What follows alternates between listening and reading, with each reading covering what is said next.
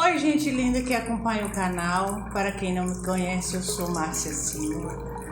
Hoje nós vamos dar continuação à nossa história sobre o medo. Hoje nós vamos falar sobre enfrentando o medo. Um dos significados da palavra medo é fugir, de modo que quando usamos a expressão não temas, estamos dizendo em um sentido muito real. Não fuja daquilo que o assusta. Enfrente a situação. Não fuja. Não tente se esconder dela. Apenas encare-a de frente, mesmo quando você preferiria não fazer isso. Uma das mulheres que trabalham no ministério tem um testemunho notável. Quando foi confrontada com uma enfermidade potencialmente fatal, ela decidiu não fugir do medo. Ela ficou com muito medo quando recebeu o diagnóstico, mas não desistiu. Ela foi em frente. Minha esperança é que você encontre encorajamento para enfrentar seus medos, sejam eles quais forem, com o poder de Deus, até ver a vitória, assim como Peg fez. Eis como ela conta a sua história. Agora Peg vai contar a sua história e depois vem a história de outra moça também. Depois de 48 anos vivendo a vida do meu jeito, vi-me na emergência de um hospital. Minhas irmãs me levavam para lá porque estavam preocupadas com minha aparência. Eu estava pálida, tinha dificuldades em me sentar e estava com falta de ar, porque meu abdômen estava inchado, enorme. Em 2 de março de 1996, fui diagnosticada com câncer de ovário. Passei por uma cirurgia, uma histerectomia completa, durante a qual os cirurgiões retiraram um tumor de 5,5 kg. E depois de uma recuperação de 4 semanas após a cirurgia, fiz os tratamentos quimioterápicos durante 6 meses. Quando ouvi o diagnóstico, naturalmente fiquei muito assustada. Pensei que ia morrer.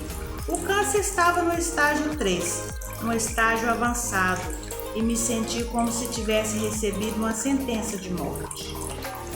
Meus médicos estavam muito preocupados, e um deles me disse que algumas mulheres vivem de 5 a 10 anos depois da cirurgia e da quimioterapia.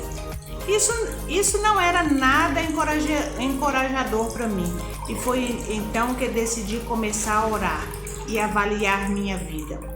Como acontece com tantas pessoas, foi necessário uma grande sacudidela para chamar minha atenção para Deus. Eu havia frequentado a igreja quando criança, principalmente a escola dominical, e acreditava em Deus. Pouco depois que comecei a orar, percebi em mim um sentimento de paz e desenvolvi uma atitude positiva com relação à minha situação. Era difícil explicar a meus amigos e a minha família, mas eu sabia que ficaria bem se não desistisse de ter esperança. Meus tratamentos de quimioterapia terminaram em outubro de 1996. Fui colocada em licença médica e me informaram que eu não poderia trabalhar por pelo menos 5 anos. Durante uma de minhas visitas de rotina aos médicos, um deles perguntou se poderia orar por mim em seu consultório. Eu disse que sim. Ele sugeriu uma igreja para que eu fosse. Fui por 3 vezes e na terceira vez recebi Jesus como meu Salvador. Isso foi em 2 de março de 1997, exatamente um ano depois do dia em que recebi a sentença de morte. Recebi a vida eterna. Tenho servido a Deus desde então e estou completamente livre do câncer. Peg aprendeu a enfrentar o medo da morte entregando sua vida a Jesus Cristo. Quando fez isso, ela foi curada e aprendeu uma lição preciosa. Fugir do medo não funciona, mas enfrentá-lo corajosamente com a ajuda de Deus traz esperança e vitória. Eu também enfrentei um episódio com o câncer em 1989. Fui ao médico para um check-up de rotina e soube 2 dias depois que tinha câncer de mama e que precisava fazer uma mastectomia rapidamente, porque o tumor que havia encontrado era uma forma de câncer muito agressivo. Dizer que fiquei chocada e assustada seria pouco, mas Deus rapidamente me lembrou da sua palavra e me deu coragem para seguir em frente. Eu realmente pensei em simplesmente ignorar o câncer e prosseguir com minha vida. As pessoas muitas vezes fazem isso porque é uma forma de fugir do problema, em vez de lidar com ele. Elas simplesmente ignoram as coisas esperando que elas desapareçam. O problema essas coisas não desaparecem. Se Deus me tivesse dito para não fazer a cirurgia, eu não a teria feito, mas realmente senti em meu coração que devia passar pela operação e foi o que fiz. Assim como Peg, ouvi todos os relatórios negativos sobre a possibilidade do câncer retornar. Mas isso foi há 19 anos e ainda estou livre do câncer. Um jovem teve um tipo diferente de contato com a morte, mas, como Peg, ela nunca permitiu que as probabilidades contra sua sobrevivência a impedissem de perseverar, como a maioria das pessoas que se formam. Juliane devia estar muito entusiasmada ao receber o diploma do ensino médio. Essa nativa da Alemanha havia terminado seus estudos em Lima, no Peru, onde seu pai trabalhava como biólogo. Juliane e sua mãe estavam sentados lado a lado em um voo que a levaria de Lima para encontrar seu pai em Pucallpa.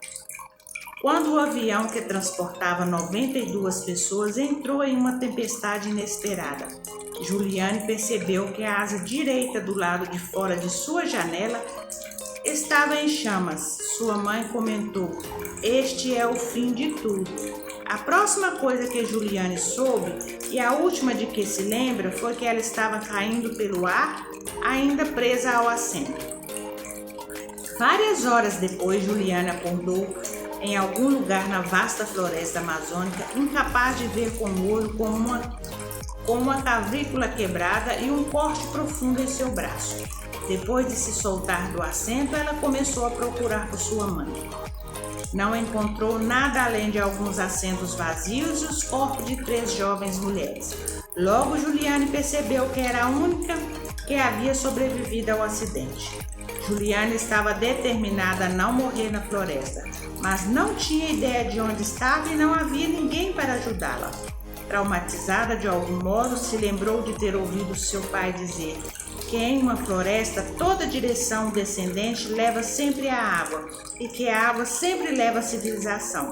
Ela saiu andando sozinha, descendo as encostas o tempo todo, abrindo caminho no mato através da floresta. Juliane ouviu aviões acima dela, mas não conseguia sinalizar para eles escondida pela densa vegetação da Amazônia. Depois de 10 dias torturantes, finalmente viu uma pequena cabana e encontrou sal e querosene dentro dela. Exatamente o que ela precisava para tirar os vermes de sua ferida.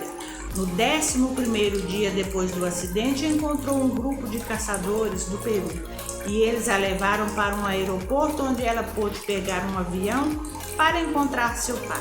Juliane se recusou a desistir por 11 dias agonizante, sem saber o que enfrentaria na selva. Ela seguiu em frente e se tornou bióloga na Alemanha. Um beijo no coração de todos, obrigado por assistir até o final. Quem não se inscreveu, se inscreva, ative o sininho de notificações para receber os avisos de novos vídeos.